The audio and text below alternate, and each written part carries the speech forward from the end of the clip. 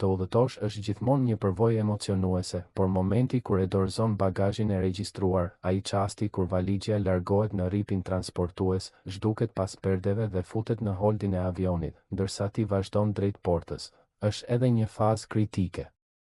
Në vitin 2026, me rregulloret e reja, me teknologjinë dhe me pritshmëritë e përditësuara të linjave ajrore, kam parë plot valixhe që përfundojnë në vendin e gabuar, kthehen të dëmtuara ose ushtojnë njerëzve kosto të panevojshme.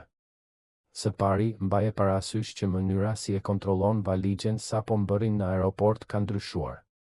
Në vitin 2026, linjat ajrore dhe aeroportet po vendosin sisteme më të automatizuara dhe më të rrepta, dhe ti si pasagjer ke përgjegjësi të reja. Për shembull, rregulli për bateritë portative, power bank, në bagazhin e regjistruar është ndryshuar. Ato nuk lejohen më të shkojnë në hold për shkak të rrezikut të mbincejes dhe duhet të jenë me ty në kabinë. Kjo do të thotë që edhe kur po regjistron bagazhin, shumë nga masat paraprake që i bën zakonisht për bagazhin e dorës vlejnë edhe për atë që po dorëzon. Prandaj, këshilla numër 1, bëj një inventar si mendor ashtu edhe praktik të asaj që do të regjistrosh, me vëmendje të veçantë për sendet e ndaluara ose ato që kërkojnë paketim të posaçëm. Pastaj, dimensionet dhe pesha e lejuar ndryshojnë shpesh. Shumë tarifa sot vendosin pagesa shtesë nëse valixhja kalon disa kilogram ose disa për masa. Për shembull, në përditësimet e linjës ajrore deri në tetor të vitit 2025 shihet që për klasën ekonomike kufit mund të variojnë dhe mund të ketë tarifë për peshë të tepërt ose për valixhe shumë të mëdha. Kështu, këshilla ime e dytë, peshoje dhe mat valixhen para se të nisesh dhe kontrollo kushtet specifike të linjës ajrore dhe të itinerarit që do të bësh.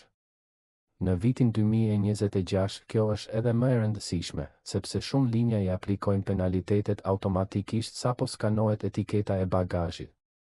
Pika e tretë, etiketimi dhe identifikimi i bagazhit ka bërë hap të madh. Nuk mjafton më një etiket e thjesht letre. Shumë linja ajrore përdorin barkode dhe sisteme automatike për gjurmim. Por, si pasagjere, unë rekomandoj që brenda valixhes dhe mundësisht paksa e dukshme të vendosësh një kartel me emrin dhe mbiemrin tënd të plot, numrin e kontaktit, ideal me kod shteti dhe adresën e destinacionit. Dhe shumë e rëndësishme, shto një shirit ose rrit me ngjyrë dalluese të doreza. Kjo i ndihmon si sistemet automatike, ashtu edhe punonjësit ta dallojnë valixhen tënde dhe ul rrezikun që të ngatërohet me një tjetër identike. Një këshill tjetër kritike për vitin 2026, ndaj me mend sendet mes bagazhit të regjistruar dhe bagazhit të dorës. Po, tingëllon e qartë, por për shkak se bagazhi në hold trajtohet gjithnjëherë më shumë nga sisteme automatike dhe më pak në mbikëqyrje manuale, ajo që regjistron duhet të jetë diçka që e toleron pa kontroll të drejtë për drejtë. Pra, sende me vlerë, dokumente, bijuteri, medikamente thelbësore duhet të jenë në bagazhin e dorës. Regjistro vetëm atë që mund ta lësh pa sy. Dhe kjo është më e rëndësishme se kur, sigurimet e bagazhit tani raportojnë më shumë humbje në hold sesa në kabinë dhe përgjegjësia e përbashkët mes pasagjerit, linjës ajrore dhe aeroportit është bërë më e rreptë. Në vitin 2026 rritet edhe presioni për të optimizuar hapësirën në hold dhe për të përmirësuar kohët e embarkimit. Disa linja po e ulin tolerancën për bagazhe që zën shumë volum, edhe kur pesha është brenda limitit. Kjo do të thotë që një valixhe e madhe, që është në rregull me kilogramët por shumë voluminoze, mund të etiketohet si e mbi madhe dhe të tarifohesh.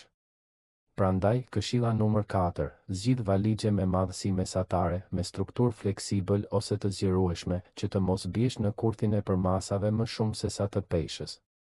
Sa i përket dorëzimit në sportelin e check-init ose në makinat automatike të drop-off, në vitin 2026 shumë aeroporte po zgjerojnë vetë etiketimin dhe vetë shërbimin për bagazhin e regjistruar.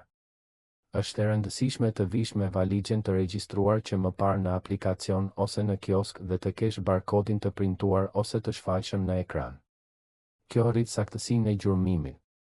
Prandaj, këshilla numër 5, kur të jetë e mundur, pararegjistroje bagazhin nga aplikacioni i linjës ajrore dhe sigurohu të ruash faturën ose kodin e etiketës derisa ta marrësh valixhen. Tani të flasim për çfarë nuk duhet bërë, sepse të njohësh anën e kundërt të kursen gabime të shtrenjta. Mos regjistro sende ekstremisht të brishta pa mbrojtje të duhur. Ripat transportues dhe karrocat e brendshme i tërheqin, i rrotullojnë dhe i godasin valigjet vazhdimisht. Një valigje me sende të brishta duhet të jetë e paketuar mirë, ose edhe më mirë të merret në kabinë kur është e mundur. Si stewardess, kam parë valigje të përmbysura sepse rrotat u bllokuan, rrota të thyera dhe zinxhir të çarë. Këshilla numër 6, përforco cepat e valigjes, nëse ke mundësi kërkoj që të vendoset me rrotat nga brenda kur e dorëzon, kur mund të zgjedhësh pozicionin dhe vendos një lidhse sigurie shtesë të miratuar nga linja ajrore.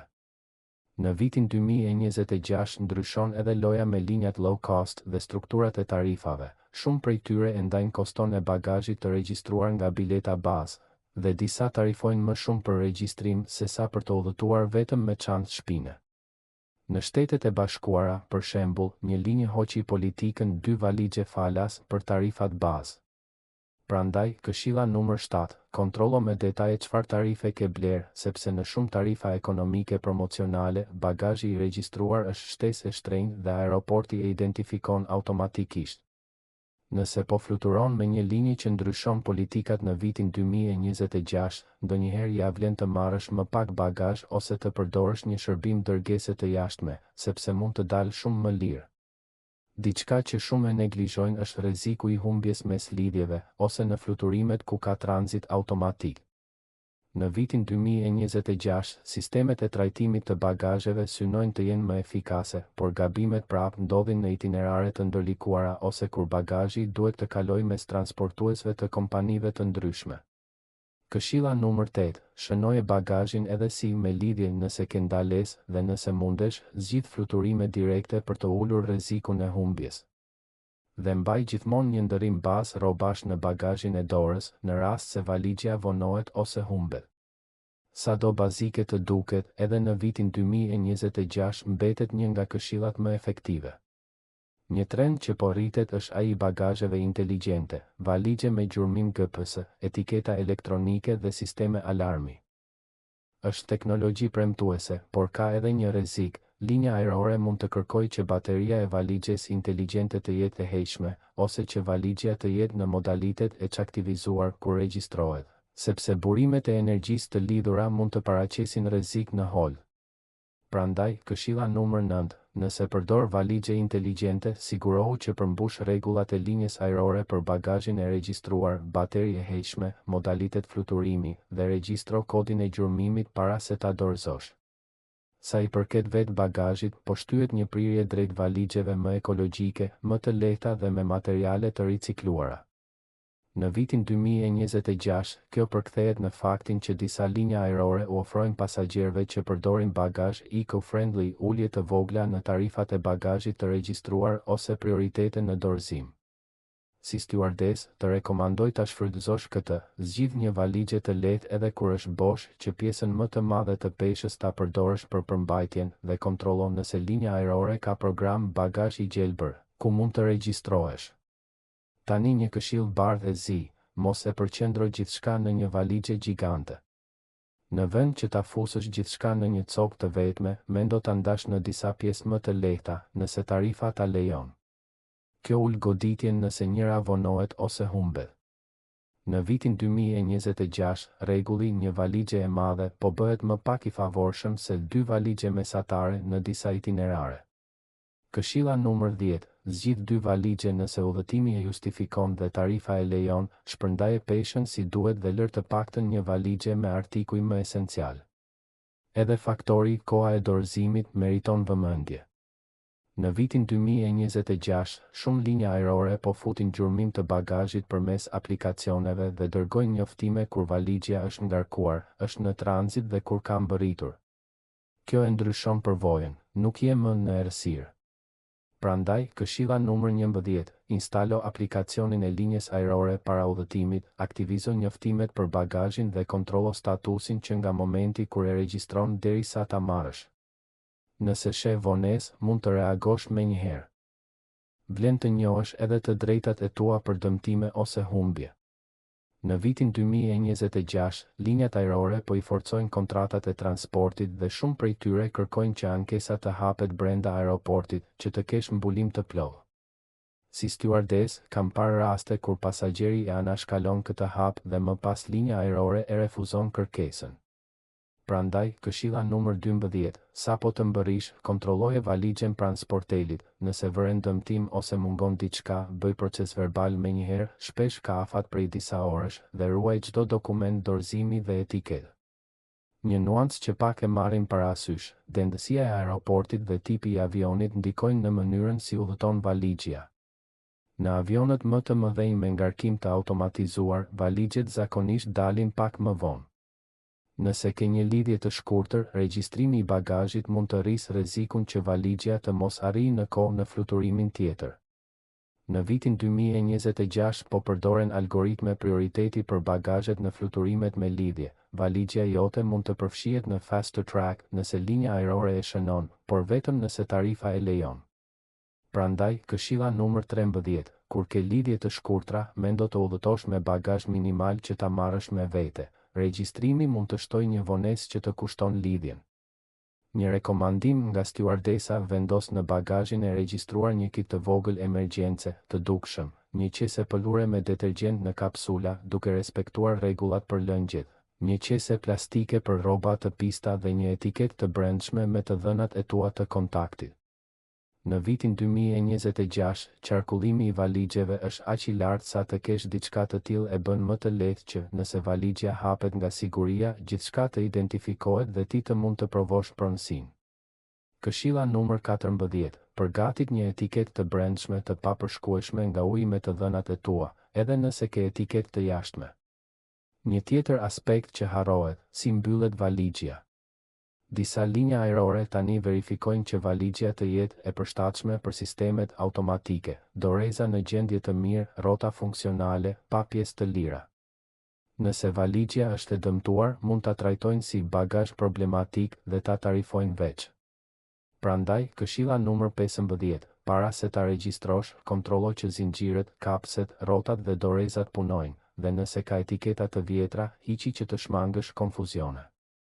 Dhe në fund, po flet stewardesa që sheh prapa skenave, i sjellshëm dhe i qartë me personelin e sportelit.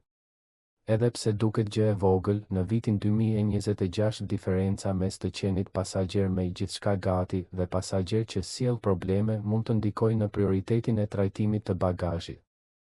Nëse vjen vonë me valigje të parregullt ose pa etiketë elektronike të printuar, valigjja mund të përfundojë në grupin me prioritet të ulët të ngarkimit.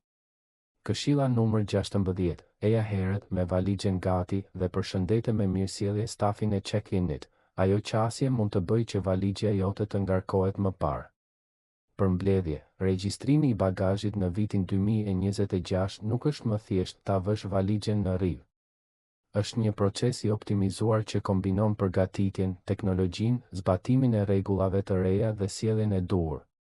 Kontrollo rregullore të linjës ajrore, shmang peshën ose për masat e tepërta, zgjidh valigje të lehta dhe të identifikuara mirë, përdor teknologjinë e gjurmimit dhe ndaj sendet esenciale që ti kesh me vete. Kështu e kthen një risk të mundshëm në një moment qetësie dhe kontrolli. Me këto këshilla të përditësuara, je gati ta regjistrosh bagazhin me besim dhe të udhëtosh pa surpriza. Dhe kaq për sot, udhëtar. Nëse kjo të ndihmoi, lëre një koment, bëj një pëlqim, abonoju për më shumë këshilla të freskëta dhe ndaj këtë video me çdo që ka nevojë të udhëtoj pa stres. Faleminderit që qëndrove deri në fund, shihemi në udhëtimin tjetër.